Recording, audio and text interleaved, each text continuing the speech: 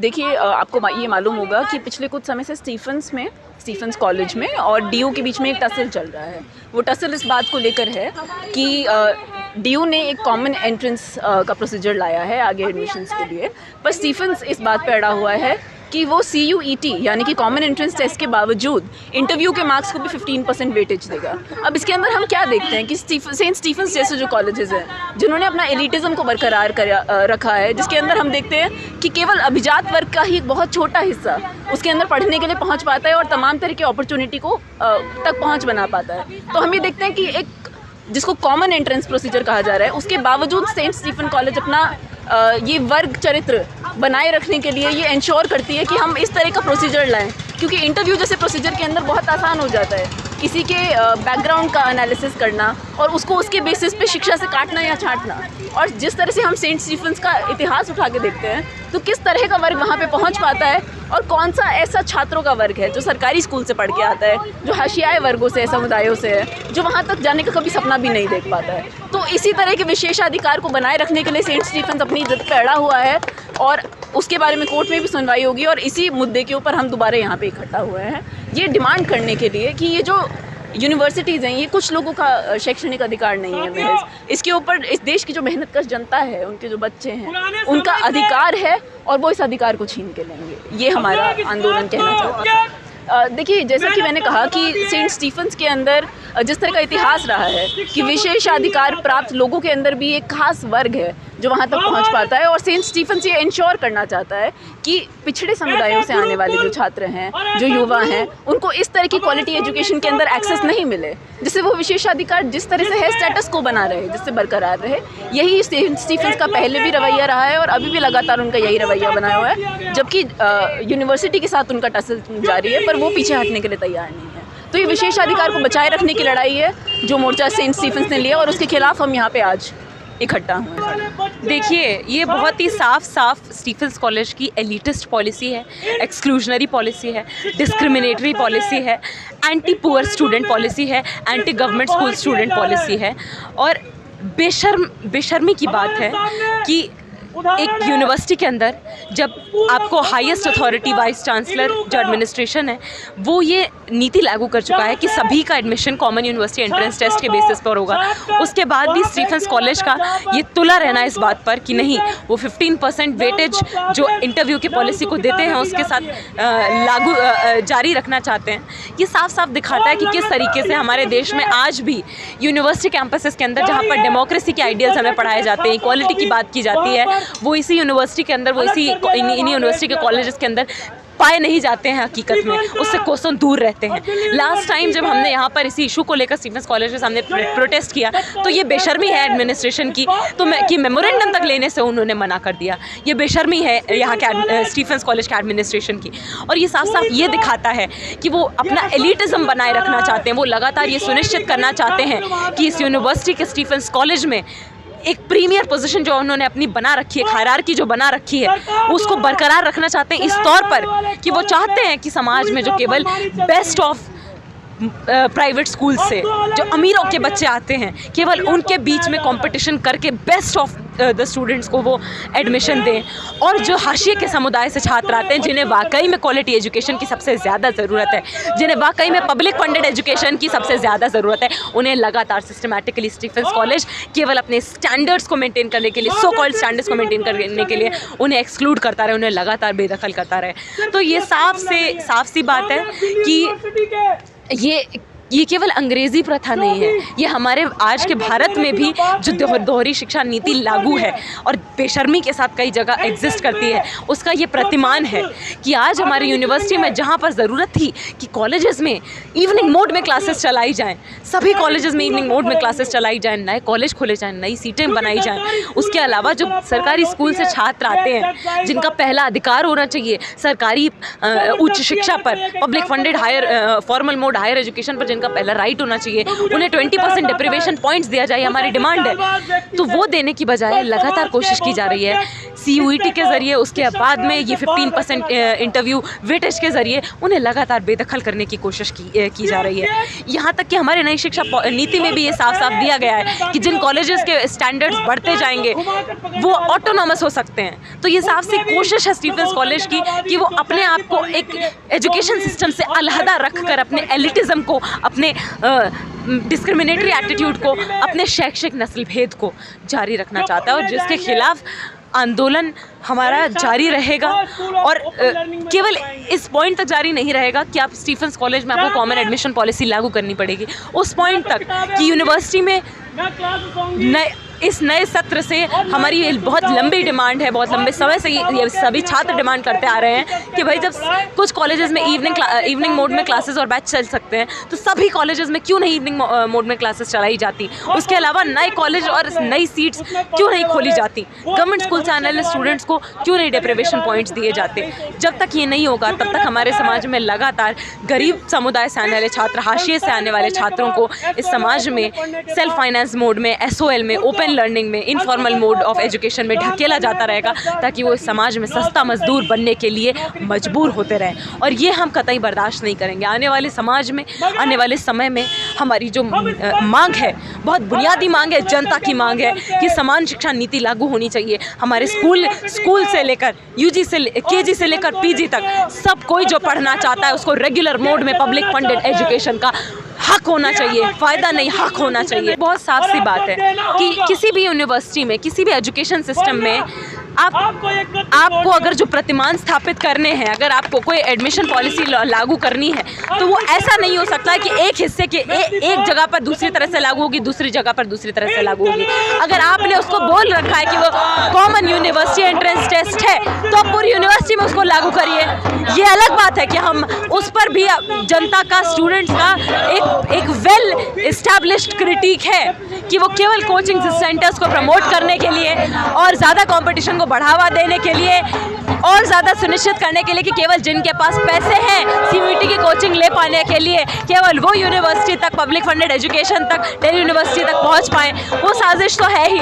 पर साथ ही साथ इस तरीके की जो कोशिशें हैं कि अपना अलग अलग कॉलेजेस को एक ऑटोनॉमी देना कि वो 15% वेटेज दे सकते हैं इंटरव्यू को, अपना मनमाना एडमिशन प्रोसेस में क्लॉज डाल सकते हैं, ये और ज़्यादा इस खाई को गहरा करता है कि सरकारी स्कूल से आने वाले छात्र, गरीब छात्रों को किस तरीके से कॉलेज के गेट के बाहर रखा जाए, यूनिवर्सिटी के गेट के बाहर रखा जाए और केवल सेल्फ फाइनेंस मोड में, डिस्टेंस लर्निंग में धकेला जाता रहे। ये यहाँ पर हम बर्दाश्त नहीं करेंगे। और इसीलिए सबसे पहले तो ये स्टीफेंस एडमिनिस्ट्रेशन का इंटरव्यू वेटेज पॉलिसी को ख़त्म किया जाए, सब जगह एक तरीके की समान एडमिशन पॉलिसी लागू की जाए और उसके अलावा समावेशी शैक्षिक नीतियों को लाया जाए, जिसमें कि सबसे पहले इवनिंग क्लासेस चलाई जाए सभी कॉलेजेस में, नई सीटें, नए कॉलेज खोले जाएं, गवर्नमेंट स्कूल से आने वाले छात्रों को 20% डिप्रीवेशन पॉइंट्स दिए जाएं। और ये जो लगातार दोहरी शिक्षा नीति हमारे यूनिवर्सिटी में चलती है कि बहुसंख्यक हिस्सा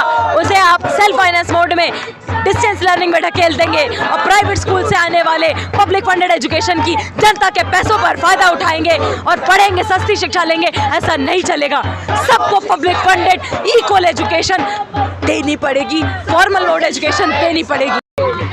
देखिए, मुख्य वजह हर साल यही होती है, या हम कहें इस साल नहीं, पिछले साल भी वह मुख्य वजह थी, वो है कि आपके पास सीट्स कम है। दिल्ली विश्वविद्यालय ने कभी भी पिछले लंबे समय से हम देख रहे हैं 30 साल से कोई नया कॉलेज नहीं खोला है। और जब छात्र पढ़ने की मांग करेंगे तो वो सही बात है यूनिवर्सिटी के बाहर करेंगे, शिक्षा मंत्री से करेंगे कि आप नए कॉलेज खोलिए, नए कैंपस बनाइए, नए कॉलेज खोलिए, नए इंस्टीट्यूशन खोलिए।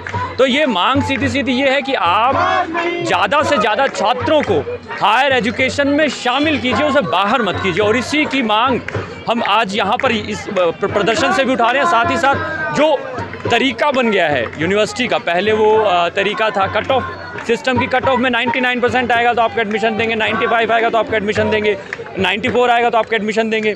हमारा यहाँ से सवाल ये है कि जिन छात्रों के जो सरकारी स्कूलों में पढ़ते हैं, घटिया सरकारी स्कूलों में पढ़ते हैं, जो आप ही के घटिया सरकारी स्कूलों की मार झेलते हैं, उनके जब उन सरकारी स्कूलों में पढ़ने के कारण मार्क्स कमाते हैं तो आप उन्हीं छात्रों को इन सरकारी यूनिवर्सिटीज़ में पढ़ने का मौका नहीं देते हैं, और आप कहते हैं कि प्राइवेट स्कूल से जो 95% मार्क्स लेकर आए आप उसको दाखिला देते हैं। यानी किस तरह से ये पद्धति जो है वो भेदभावकारी है। तो हम इसके खिलाफ भी आज यहाँ पर हैं कि आप ये इस तरह की भेदभावकारी पद्धति को ख़त्म कीजिए। तीसरी बात जो है वो है सेंट स्टीफन कॉलेज की, वो किस तरह से मनमाने तरीके से इस बात को लागू करने पे तुला हुआ है कि वो 15% जो मार्क्स हैं वो इंटरव्यू के देगा। अरे भैया, इंटरव्यू आप क्यों लेना चाह रहे हैं जब पूरे देश की सेंट्रल यूनिवर्सिटीज़ एक कॉमन एंट्रेंस टेस्ट के तहत आगे बढ़ना चाह रही हैं, तो आप कह रहे हैं नहीं हम कुछ उनसे अलग हैं, इसलिए 15% पे हम निर्णय करेंगे, वो उनके मार्क्स से या उनसे तय नहीं करेंगे। हम कहेंगे कि उनका इंटरव्यू लेंगे और इंटरव्यू में हम देखेंगे कि किस बैकग्राउंड से आता है, किस खानदान से आता है, किस परिवार से आता है, किस कल्चरल बैकग्राउंड से आता है, और अगर उसका कल्चरल बैकग्राउंड और उसका इकोनॉमिकल बैकग्राउंड हमसे मैच करेगा तो हम उसको 15% में यानी 15 मार्क्स देंगे, नहीं तो नहीं देंगे और उसको बाहर कर देंगे। अच्छा, आप प्रशासन के इस फैसले से नाखुश क्यों हैं? प्रशासन ने तो मौका दिया उन बच्चों को जिनके परसेंटेज कम आते थे किसी वजह से, अब वो CUT के जरिए अपना एडमिशन ले सकते हैं सरकार कॉलेजों में? नहीं, जैसे कि मेरे एक साथी ने अपने बात रखते हुए कहा कि कान को पकड़ने की बात है, किस तरह से पकड़ेंगे, आप सीधा पकड़ेंगे कि घुमा के पकड़ेंगे। तो ये अब लग रहा है कि आप को बस कान पकड़ने का तरीका सरल कर दिया, आपको भी मौका मिलेगा कान पकड़ने का, ठीक है, पर क्या इससे जो ज़मीनी हकीकत है उसमें कोई बदलाव आएगा? जैसे अगर मान लीजिए कि आप कट ऑफ से एडमिशन दे रहे हैं तो कितने छात्रों का एडमिशन होने वाला है, तब भी आपके पास अगर 75,000 सीट्स हैं तो 75,000 छात्रों का होगा। और आप जब एंट्रेंस से किसी को मौका दे रहे हैं कि आप आइए दाखिला लीजिए, तब कितने छात्रों का होगा, तब भी 75,000 का होगा। क्या इसमें तो जो पढ़ने वाले बच्चे होंगे वही आएंगे ना? क्या आपने सीट बढ़ाई? हमें समझना पड़ेगा जब हम इस अमूर्त धारणा जो कि बनी बनाई समाज में फैली हुई प्रचारित धारणा है कि पढ़ने वाला बच्चा, हम कह रहे हैं कि कोई पढ़ने वाला बनता है और कोई कम पढ़ने वाला बनता है, क्या उसकी कंडीशंस उसके लिए उसको तैयार करती है? जैसे सरकारी स्कूल में आप रिज़ल्ट उठा के देखिएगा, एवरेज 60-70% मार्क्स आते हैं। क्या वहाँ के स्टूडेंट पढ़ना नहीं चाहते या बेहतर माहौल नहीं मिलता इस कारण से नहीं पढ़ पाते? क्या दिल्ली के सभी सरकारी स्कूलों में परमानेंट टीचर्स हैं? क्या सभी सरकारी स्कूलों में बैठने की पूरी सुविधाएं हैं? आप जाइएगा दूर दराज के दिल्ली के इलाकों में, दिल्ली सरकार बहुत छाती पीट रही होगी कि या कंधा थपथपा रही होगी कि हमने बहुत अच्छे स्कूल्स कर दिए, पर आप जाके देखिएगा आज भी टाट पट्टी में पढ़ाई हो रही है। DCW ने ये सर्वे किया था, वही घूमी थी MCD के स्कूलों में जहाँ पे महिलाओं के लिए शौचालय नहीं था। तो एक MCD के स्कूल तो बीजेपी के हैं। क्या वो बीजेपी कांग्रेस है मुझे नहीं मालूम, मैं एक स्टूडेंट हूँ या दूसरा वो जो पढ़ने वाला स्टूडेंट है वो तो स्टूडेंट शिक्षा लेने आ रहा है कि वो वहाँ पे राजनीति करने आ रहा है कि ये कांग्रेस का है, ये बीजेपी का है, ये आम आदमी का है। हम कह रहे हैं इस देश के जो सरकारी स्कूलों में जो स्टूडेंट्स पढ़ रहे हैं उनके हालात क्या हैं, और जब उस माहौल में वो पढ़ेंगे। दिल्ली में ज़्यादातर जो छात्र MCD के स्कूलों में पढ़ते हैं वो घटिया शिक्षा लेते हैं। इसी तरह से हायर सेकेंडरी एजुकेशन जो सरकारी स्कूल में पढ़ते हैं घटिया एजुकेशन होती है। यहाँ पे फिजिक्स का टीचर नहीं है, केमिस्ट्री का टीचर नहीं है, इंग्लिश के टीचर नहीं है।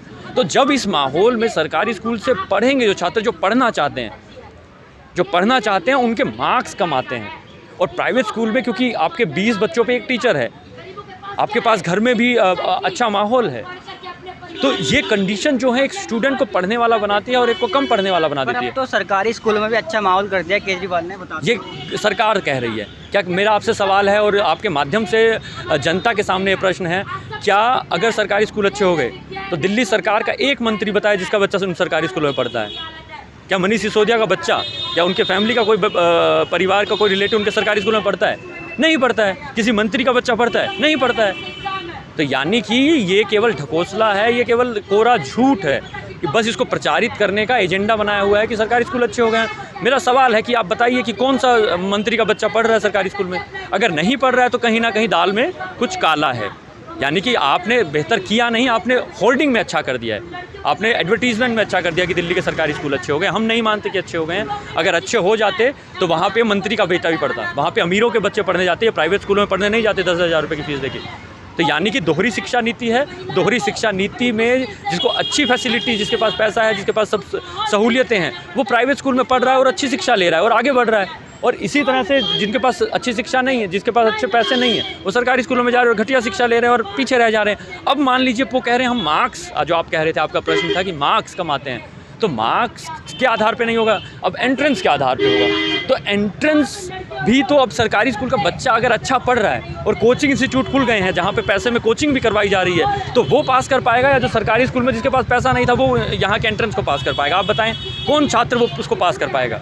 सीधी सी बात है, जिसके पास पैसा है, जो प्राइवेट कोचिंग कर पा रहा है, जो अच्छा स्कूल में पढ़ रहा है, वही इस एंट्रेंस को भी पास कर पाएगा। हम कह रहे हैं कि क्या इससे मूल समस्या का हल हुआ क्या? हमें कट ऑफ से एडमिशन दो, हमें परसेंटेज से एडमिशन दो, हमें CUET से एडमिशन दो, हम ये नहीं कह रहे। हम कह रहे हैं हमें एडमिशन दो। छात्रों को जो पढ़ नहीं पा रहा उनको दाखिला दो। 3 लाख छात्र, 4 लाख छात्र फॉर्म भरते हैं, आप 75,000 को दाखिला देते हैं। हम कह रहे हैं उन 4 लाख छात्र जो पढ़ना चाह रहे हैं उनको एडमिशन दो। आप ये आधार मत बनाइए, आप अपनी सीट की कमी को छिपाने के लिए अलग अलग तरीके का बार लगा दे रहे हैं कि कट ऑफ पार कीजिए या एंट्रेंस पार कीजिए। हम कह रहे हैं कि सीट बढ़ाइए और सबको दाखिला दीजिए, ये हमारी बुनियादी मांग है। 30 सालों में नए कॉलेज ना खुलना, इसकी वजह किसको मानते हैं? इसकी वजह जो भी सरकारें भारत में रही हैं वो उसकी वजह रही हैं, क्योंकि उन्होंने शिक्षा को कभी उनकी इच्छा शक्ति रही नहीं कि शिक्षा पे वो खर्च करे। 1966 में जो चीज़ कही गई कि 6% खर्च होना चाहिए बजट का, वो आज तक अगर खर्च नहीं हो रहा है, उसका 2.5 से 3% खर्च हो रहा है। तो हम जानते हैं कि इस बात को हम समझ रहे हैं कि सरकार ने अपनी जिम्मेदारियां नहीं निभाई है एजुकेशन को लेकर, और इसी कारण से नए कॉलेज नहीं खुले हैं, दिल्ली में नए यूनिवर्सिटीज़ नहीं खुली हैं, देश के अलग अलग इलाकों में नए कॉलेज, नई यूनिवर्सिटीज़ नहीं खुली हैं। इसी कारण छात्रों को यहाँ पर माइग्रेट करके आना पड़ रहा है। ठीक है, तो सरकार सीधे सीधे जिम्मेदार है, क्योंकि सरकार एजुकेशन को प्राइवेटाइज करना चाह रही है ताकि उसमें जो प्राइवेट सेक्टर है वो मुनाफा कमाए। क्योंकि बच्चा हुआ, पैदा हुआ है तो एजुकेशन तो लेगा ही। एजुकेशन लेने कहाँ जाएगा? गुरुकुल में तो नहीं जाएगा, किसी स्कूल में जाएगा, कॉलेज में जाएगा। और कॉलेज में अगर आप 5,000 में दे देंगे तो प्राइवेट कॉलेज मुनाफा कैसे कमाएगा? तो इसलिए आप अपनी सीट्स कम रखिए ताकि नए कॉलेज खुलेंगे, नए कॉलेज में बच्चे वहाँ पे जाएंगे और वहाँ पे उनसे पैसा लूटा जाएगा। यही हो रहा है। तो यानी सरकार की प्रायोरिटी नहीं रही है।